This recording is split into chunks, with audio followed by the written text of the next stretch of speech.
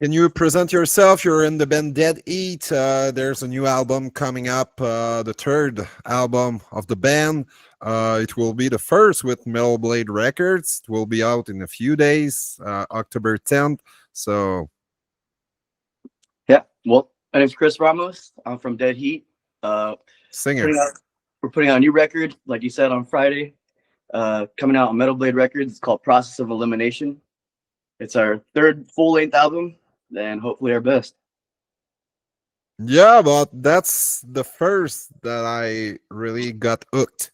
And you can say thanks to Sarah. Because But of her, she made me listen to the album. And I was like, oh, okay, I will give it a spin. After one spin, I was okay. I like some elements of their music. I've listened previously, I think, World at War. yeah, The first one was Certain Death. I never listened to a song of Certain Death for sure. But I really like this new album and talk a little bit about it. It will be released in a few days, so few singles are out, but yeah. yeah. I mean, like I said, this is our third full length album. We've been a band for about almost 10 years now, so it's good to finally be on a record label that's this big and Yeah, pushing us out that much. So I mean, all else has just been it's been really a great run this past year, I guess, with Metal Blade and just getting it all solidified. So I'm just super happy with what we're gonna put out this next week. totally. And how did it happen to get signed by a way bigger label than the last album, and to have the chance to get more promotion because of that? And you had the chance also to work with a producer that is quite well, Mr. Fig, Yeah, Paul Fig. yeah. So I don't that all came about when we were on tour. I think it was a forget which tour it was on. I think it was either Municipal Waste or Exodus tour that we were on. But a couple of those people from the record label came out to see us, and they were really interested. We had a manager at the time that helped us and like put in a good word, and they just like they picked us up after that. They liked us, and they wanted us to be on the label. So I mean, it's been a cool ride so far. We haven't really seen much of like collaboration yet, but I feel like once this is out, obviously our name is with them connected, so it's like it'll be good. So you were making a name for yourself already, touring with bands like Exodus and Municipal Waste. Very energetic bands, those two. So how it was to tour with those bands? Those touring with those bands is probably like sick. Like it's obviously like one of those bands that you listened to growing up, so you're like, oh, at least Exodus was like I was like, oh, I'm never gonna get to play with these guys. They're gonna quit before I even get to the point where I'm gonna be able to play with them. And then like we just ended up touring with them, and also Cavalier Conspiracy, which is based Sepultura. Oh, So wow. that was my holy grail. Sepultura. Yeah, that for me was like I grew up listening to them, so I was like, oh shit, like getting to be able to tour them, probably one of the funniest things I've ever been able to do, and it didn't like ruin any perception that I had of them because they're such nice people. So I'm like, it was all just a great experience with that. And then same thing with Municipal Waste. Municipal Waste is now like some of our good friends. So like we've done 2 tours with them already, and like now they're just the thrash band. Yeah, with rather short songs. Yeah. Yes, I saw Exodus. It's been less than a year. It was just before Steve was kicked out of the band. Oh yeah, yeah. Uh, so, did you tour before or after that We toured with him. with Steve? Yeah, and it was a little bit weird. Okay, Just to say the least. It kind of has like a little bit of weird vibes, but I'm not gonna trash okay. talk anybody, but you already know. So you did notice that something was going on. That there was I don't even know why they kicked him out or why he whatever, but I just know that it did not fit with him. He had like a very I don't know how to say it, a Trumpy vibe, like very Steve. yeah Okay, that's cool.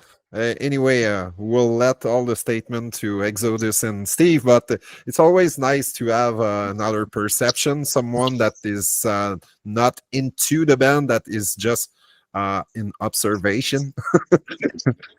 And And I was totally a on third party, so I didn't even know what was going on. I was just like, this is weird vibes. not the kind of vibes you want to get on tour. But I have to say, when I saw them in Montreal, they were fucking awesome, energetic, and I was really surprised by the level of energy. I saw them in 2022, and they didn't slow down for a bit. No, and I think when did we tour them? 2024. I think. Oh yeah, probably last year. That's what it was. Nice. Yeah, but it was the same thing. We went to like all those places, and it was a cool vibe. Just a weird tour. So talking about Dead Eat, back at it. Um, there's a lot of old school elements in Yeah, your sound. It's quite, I will say, a bridge between death metal and thrash metal, but there's also groovy parts that sounds maybe like New York hardcore scene. So I hear also that band, yeah, old school death, especially I would say the Prosy. Um, maybe it's your music is not progressive, but you have the kind of riffs that Chuck will write on the first 2 3 albums. Also, I hear a lot of Creator, bit of Slayer. yeah, Um, how does that sound was built with time? Is yeah. how it happened. I mean, with we started off as a hardcore band. We always liked like New York hardcore, like Cro-Mags, Leeway, Iceman, stuff like that was very influenced at the 80s, 90s time. And then we liked the crossover vibe. We always liked the DRI, uh that SOD. SOD, Crumb Suckers too. Like that's also New York hardcore, but it became to us what thrash was or something. So that in terms, we just wanted to replicate something like that because that was our first kind of sound that we wanted to make. And over time, like we just like started putting more elements of like I don't know, more Slayer type riffs or something that we got more influenced by like death metal and just like classic thrash metal after that.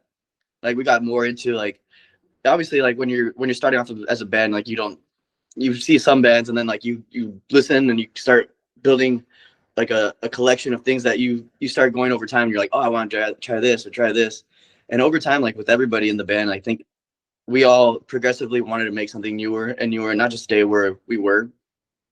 So I mean, we became from like crossover hardcore to more metal to like we have a little bit of like obviously thrash and then like some death metal stuff like very like tremolo picking and stuff like especially on the new album we try to like put a little bit of everything into it so that's like not just like oh it's like one solid genre if that's it. No, it depends on the songs, and it depends within a song. Sometimes it will change of subgenre, maybe 3 4 times. Um, and I really like that dynamics between all those parts. And I love the production. When I saw it, well, Paul Fig, and I was like, okay, he did a lot of big bands, and was like, it's supposed to be death metal at the core, trash metal. So just before listening to the album, I was like, it will be too polished or something like that. And finally, I was like quite surprised because the production is quite clear, really crystal clear. You hear everything you have to hear. You don't have to decipher anything. It's all Yeah, there.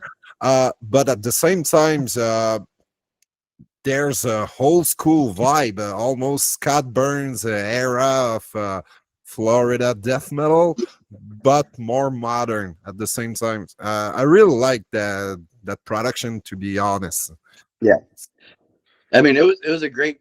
We had a great time recording with them too. Like it was their first time recording in like one of like those live spaces where you're in different rooms with the glass, looking at each other and you're playing. It was the first time like having an experience like that before, because like we're so used to like recording. Like we'll try to do all the drums tracks first, and we'll sit in the room, play the guitar tracks, and see if they're good. Same thing with like the bass, and then afterwards we'll finally do the vocals. But this time we all did it all at once, and it was kind of like a new experience for us. But also his production wise is always, we obviously worked with like Trivium and like Alice in Chains or something like, and then a bunch of Yeah, other. Slipknot. Yeah, he's worked with a bunch of other bands that were like, all right, well, if they're feeling this comfortable with him, we could probably do that too. And I know like for us, it was like, it wasn't about like, we didn't think he was going to get a bad sound. Like we knew we just wanted like a solid, good recording. And like, we knew our songs like enough were going to be, I don't know, basically it'll music will speak for itself. But when you have a great production, it brings your sound to the next level, and I think the mix is really nice because you're hear everything, the two guitars, your vocal, and your vocal is really halfway between thrash and death metal. I think it sounds really like the late 80s, beginning of the 90s, kind of guttural vocal, but not too deep. It's yeah, I guess. Yeah, because like when I first started, like I was more like pronunciative. I tried to pronunciate all the words I had, so I was like more like solid. And then I was like, you know what, gotta throw some rasp, throw some everything. And then obviously my voice just changed over time. Like I can't do the same highs as I used to do. Like I used to be able to do like Slayer highs, like like now I can't. It's like Angel of Death. yeah, now it's just more. You get guttural over time, and I feel like with that, I feel like I just found like my way of singing with this on this record. I really think you sound a bit like old Chuck Schuldiner, like the heat, Thank you. the 80s stuff of Chuck. Yeah, and for him, his voice has evolved a lot. By the end, he has a way higher high pitch. Yeah. When you listen to the Sound of Perseverance, some of like Spirit Crusher, you will hear his eyes. What's the band he made right after Death? Control the Night. Control the Night. That his voice got way crazier in that one. It wasn't him singing. It wasn't? Dude. No, it was Tim MR. It sounds exactly like him. Yeah, a bit. Chuck didn't like his voice by the end of his career, and he even Son of Perseverance, he wasn't supposed to sing on that album. He already wanted to be a new project, but he had a record deal, so he had to do that album under the moniker of Death. Yeah. And Control the Night came after, and it was Tim MR who is he's deceased, unfortunately, 2 years ago, I think. Okay. But he was a force, a vocal force, and was in the band Pharaoh. Okay, that's Pharaoh. Pharaoh is I will say traditional heavy metal band with some speed metal parts. Okay. Really cool, by the way. The first album. Yeah, no, you just blew my mind because for the longest time I thought Control the Night was him. No, he wasn't singing. Playing, obviously, but I thought it was him singing too. No, he was doing some back vocals, but the lead vocals was really Tim. Yeah. Okay. Damn. Okay. We learn every day, man. Yeah. Sometimes I'm the one who's mistaken. Don't worry. You can't know everything. Important thing, you know the album, and it's a fucking cool album. Oh yeah, straight up. So yeah. And talking about other influences, what made you the artist you are right now? What bands like influence? What bands influences? It's not sometimes it's not just metal. It can be a lot of things. Actually, you love hardcore. You said. Yeah. So. I mean, straight up, like growing up, it was probably like Misfits, Glenn Danzig. Danzig always been like one of my favorite bands. I've loved his attitude and his like just persona. So that was like my first influence when I was growing up. And then probably like once I started getting to like after that, it was probably like AFI, like Davey Havoc. AFI. Yeah, like when growing up, like you're in Oh, like 13, 14, like one of punk rock those. band with a little bit of Because I emo thought vocals. he was like a mini Danzig at that time. So I was like, Yeah, oh. the looks. So that got me into that. But then I was like, I started getting into like Sepultura and stuff. So I got into a lot of like Brazil, like metal and stuff. And then let's see what else after that. I'm trying to think like the timeline of what I was into because I had stuff that I was just like listening to straight up for like one whole year, not listening to anything else, and then like switch up. I'm very Oh like shit, I listen to one thing for a while and I stick with it until like I'm over you're it. obsessed, Yeah, an obsession. but I always do that. So I'm like I'm obsessed with something for a long time, and then like I'll get over it. Same thing with like Typo Negative. Well, that was like a good one for me. Like I was like really into the spooky vibe. Yeah, But totally. I like those kind of influences are like what influenced me just to be as a persona as a band or like a person, a front person, I guess. Like I like that you can dignify like what those people are and how their attitudes are. But that's always thought like if I was influenced by something, it's like that. And then like vocal range wise, it's like there's so many bands I try to mimic, but at the same time, I was like I said, like Death. I try to do that. Slayer.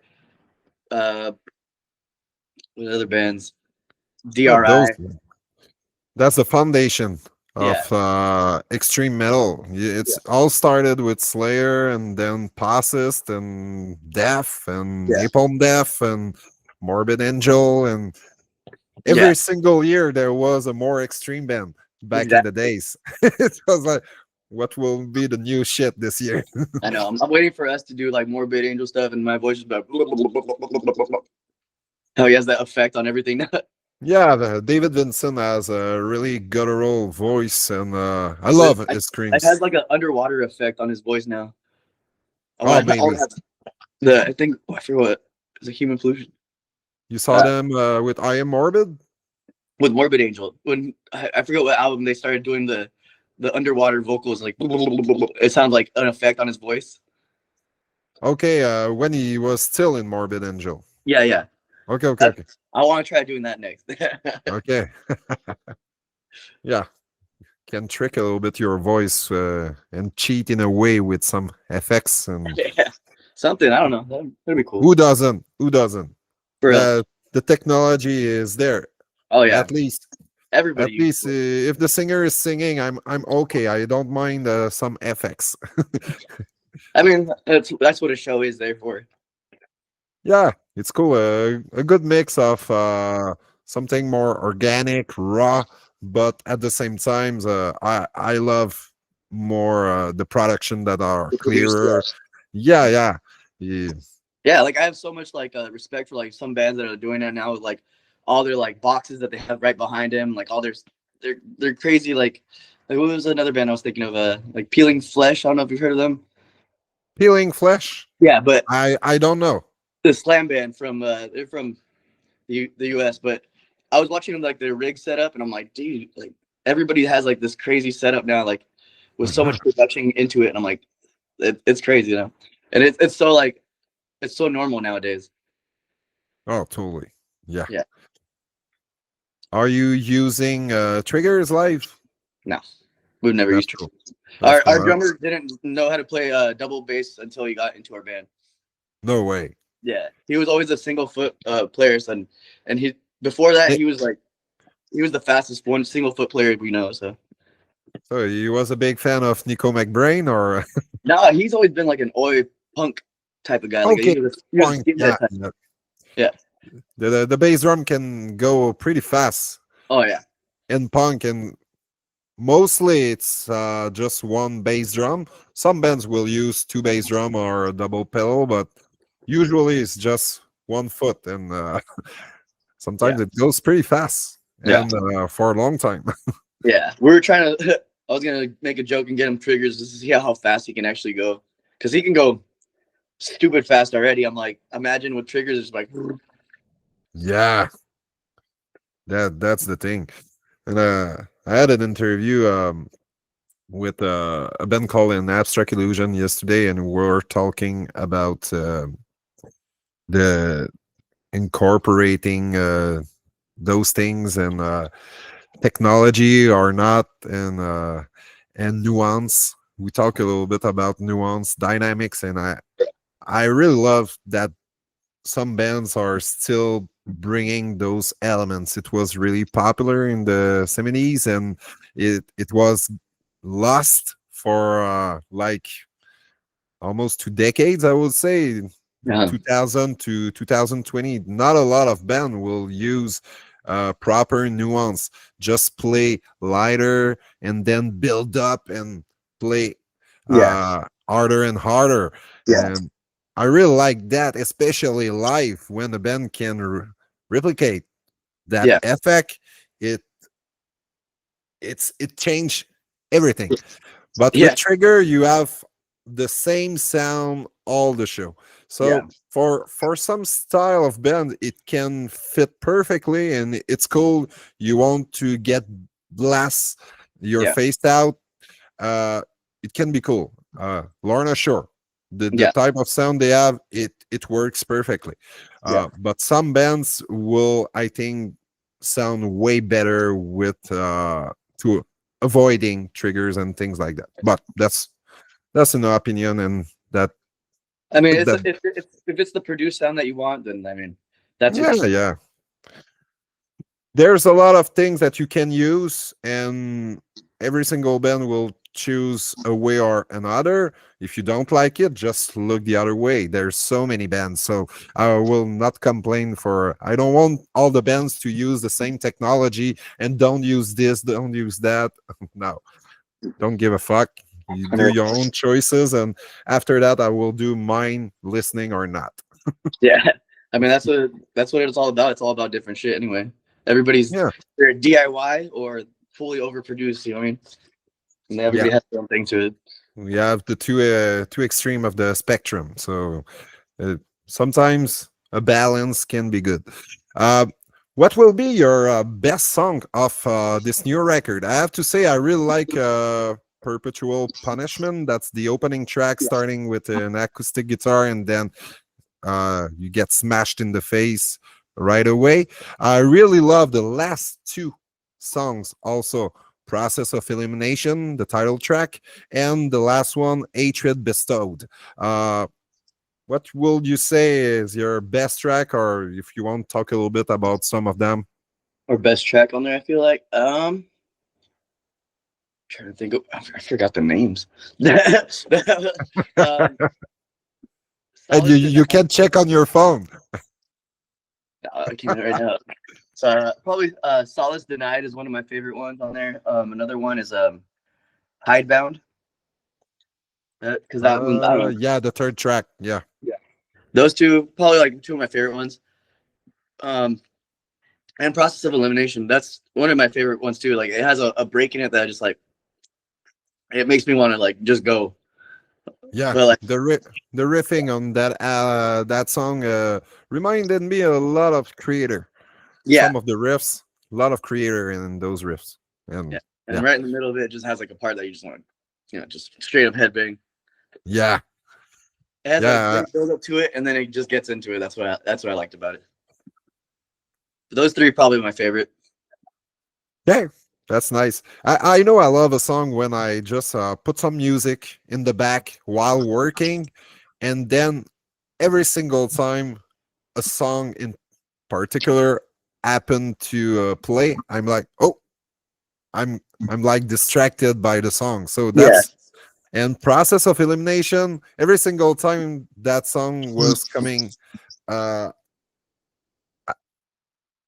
whatever I was doing, oh, that's the song. yeah. Oh, gotcha. Like Exactly. the riffs attract my attention right away. So that's a cool thing. But I think there's not a weak or filler song on that album. It's a pretty short album, Yeah, uh, like your regular death trash metal album, especially death metal or shorter. But I don't have a problem with short albums if it's quality. If you you can have a 70 minutes album, but there's just 15 minutes worth of material that you want to listen to a little bit more. That's I will rather Sometimes I think the shorter the better because then it makes you want more. yeah, Yeah. yeah, So it's like, oh, you put out 6 songs and we're like, give us more, like give us the 5 more that we should be on there, you know? And that's what I feel like this record was for us. We're like, we should just keep going. We needed, and then we started after the 6 song we wrote, we were like, this needs to be a full album.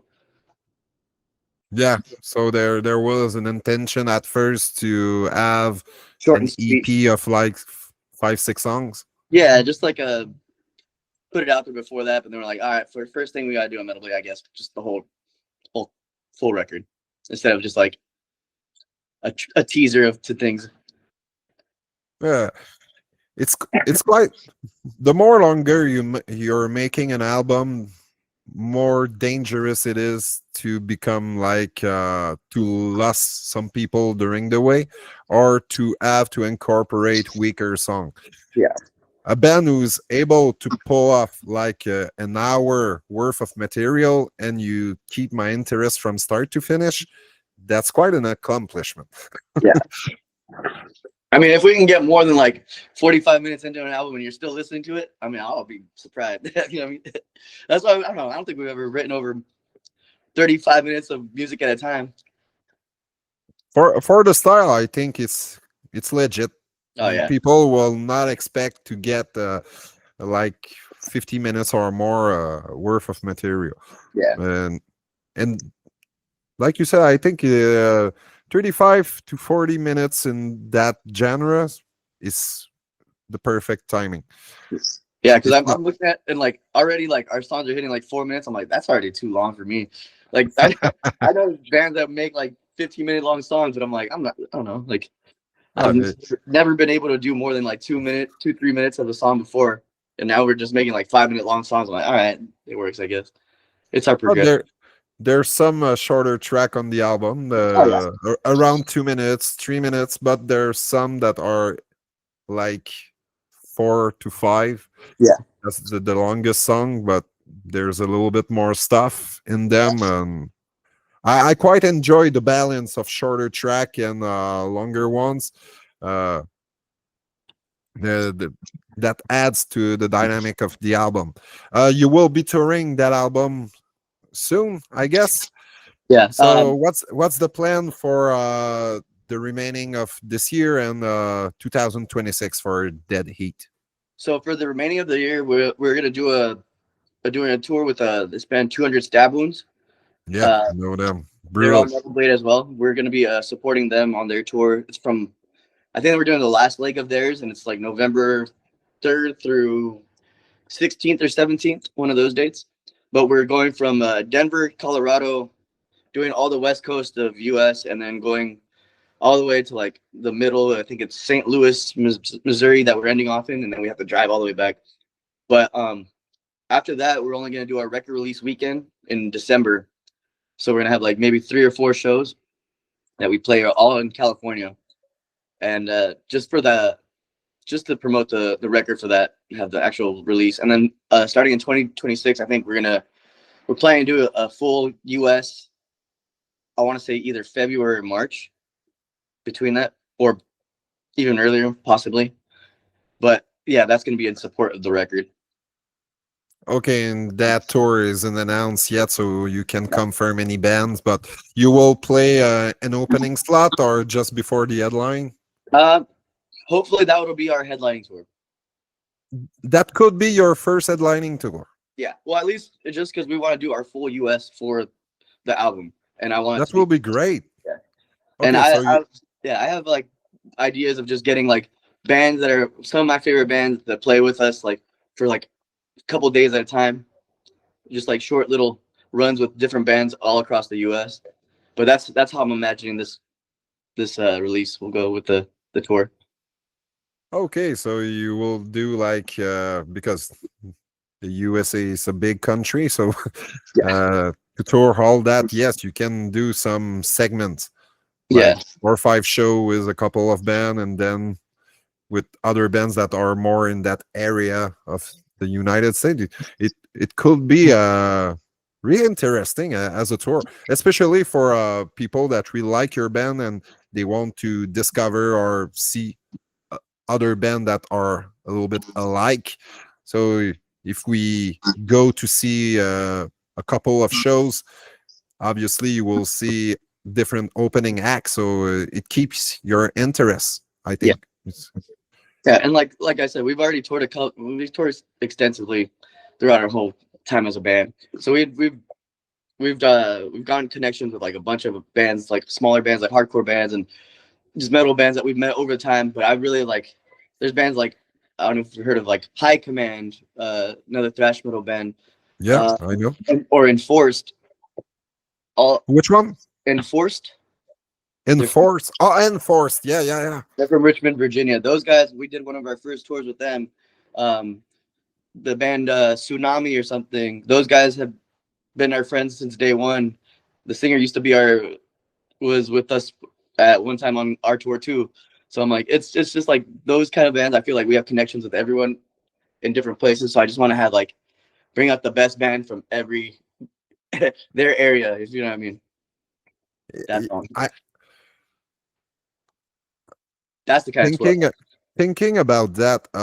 It could be a really nice way to promote the band since you have your band has more than one style. So you have maybe 4 or 5 subgenres.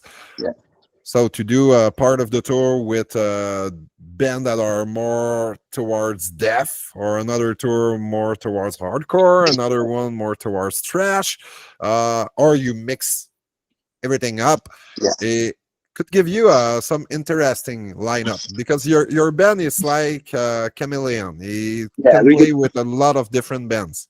yeah, basically, yeah. We can if we're on a show, we're gonna make our mark regardless. Like that's what my point has always been. Like I just want no matter if it's like a hardcore show, a punk show, a metal show, I'm gonna make it so that you remember us. That and we're gonna be able to like blend in with everybody really well. Like That's I already nice. feel that. What did you say? Oh, I just feel like that's how I've always been. Like I feel like we're able to blend in our like sound with everyone, regardless, just because of our attitude and how we like put it off to others. Because like on the metal tours that we were on, we're not a metal band per se. We were like a hardcore band to them. We're just like the smaller band, you know. But like after a while, after that, we showed off that we can hang with like the like metal bands, like bigger bands, people who were doing it like differently. Just I don't know. We've been able to like hold our own when it comes to those different genres. That new album is very metal. I have to say, there's some sparks of hardcore, but it's mostly metal, death metal, trash metal. So It is on don't Metal get Play. totally. Um, and how it is to see your band? What can we expect when we go see a show of Dead Eat? Um, expect to have fun. Expect to laugh. Expect to mosh. I want to see people stage diving. That's all I want to see. I just I want you to come in and be like, "What's going on?" Like, "Whoa, that's crazy." That's what I want. That's the only time I've ever, or that's the only thing I feel when we play. I just want someone to be like, "Oh shit, I'm blown back by what's going on." Like I wasn't expecting this. That's the only So, thing. are you saying that you're quite an entertainer on stage and you like to get the crowd involved and do things and Oh yeah, like I like to just have my way with the crowd and like make people laugh. I don't know. I'm not about being serious all the time, like how some bands are. Like you'll have bands who are just like, oh, like, like have a persona about themselves that they're trying to keep like something so serious. But I'm like, what's the point if you're not having fun? I have to agree. When I can have a great band playing and laughing between songs, it's like 2 for 1, man. That's a great combo. Yeah, Who like I doesn't said, like like to laugh? it's one of those things that you'll remember too, because you're not like I don't know. It's like you had a good time. That's all I want in people's head when they see Yeah, us. and it can grab the attention of some of the people who are not into your sound at first, but since you go with some lines that are funny, they would they will maybe get more involved, more interested at the same time with the music, and maybe give you a better chance. Yeah. For I me, think. yeah. For me, I just want to put off the persona, or like not the persona, but the character that it's all about fun. If you're not having fun with the music, then what are you doing? Yeah, absolutely. Like any job in the world, Yeah. uh, when you don't like what you are doing, that's a waste of half your life. Exactly. Like, why do something that you're not gonna love? Yeah, sometimes it's Or at for least make money, it or seem like you love it. You know what I mean? yeah, that you are fucking hyped to do. Yeah. Hey, we'll close this thing up. This new album, The Process of Elimination, will be out on Metal Blade October 10th, Friday. This Friday. Yeah, probably if I publish this Wednesday or Thursday, we are Tuesday.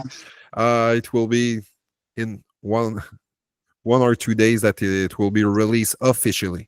Um, do you have anything in mind to say to any people watching this and are intrigued by your band and still there, Uh, or maybe they know already your band? Probably. all I gotta say is like, fucking act right to people, be the best person you can be, and fucking keep it metal, fool. That's all I gotta say. That's way enough. And I have to say, I'm really intrigued to see your band live. I never had the chance. I know the name for just about a year or so. But having this conversation, Chris, I'm really hype to get a chance to see your band.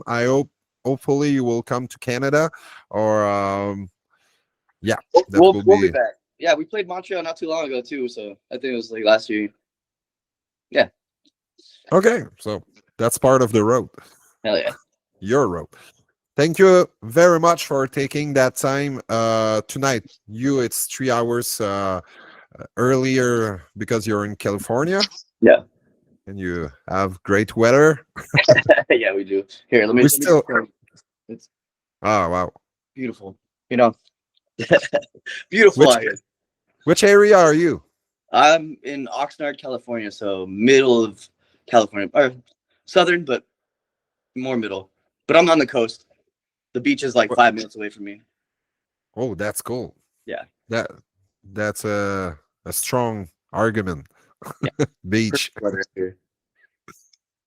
Hey, thank you so much. Wishing you the best success you can have in this new adventure with Metal Blade and with this new record. Hell yeah. Thank you so much, bro. Have a blast. Cheers, man. Thank you. Bye. Yeah. That was nice. Hell yeah. Thank you for taking that time, and No problem. I, I'm really getting more into your band, to be honest, because I never accept to talk to bands I'm not at least a bit into, because I don't want to do boring interviews that I don't give a fucking shit just to have something new on my channel. So Yeah. I'd rather do nothing. And Sarah was like, "You should check their new album. I think you will like it." Okay, I can do that. When she's asking, I will listen, because Yeah. usually I'm the one who asking for a favor. But I'm glad she got it to you. I'm glad you liked it too. But yeah, totally. It wasn't forced at all. I've listened to it at least 7 8 times, hell yeah. uh, and it was pretty good. So don't hesitate to hit me up if you come to the province of Quebec, Quebec City, or Montreal. Hell yeah. Um, so I'm Stefan, by the way. Chris, I I'm think do you do you know the band Prowl? which one? Prowl? PR. Prowl. Yeah, they're from Montreal. WL. They're from Montreal. They're like another thrash Nope. metal hardcore band. There's a lot of bands in Quebec in many Check style, check them especially out. I want to say check them out because they're good. I want to take them with us on our next trip. oh yeah, They're like a power okay. trip type style. I will definitely check them out right now. I will go to cook something for supper, so Hell yeah. I will spin that thing. All right. So nice. It's Chris Ramos, your name. Chris Ramos, yeah. No link with Will. No, just You that. don't look alike. Not Lauren Shore. Not a big fan. No, I actually never really listened to it. I've listened on one or two songs, but never really. they It's just they're prog metal, so they're I'm like, to me. they're pretty good. I have to say they are pretty good. I saw them before they got really bigger, and they were really good on stage. And I think that's why they became the monster that they are right now.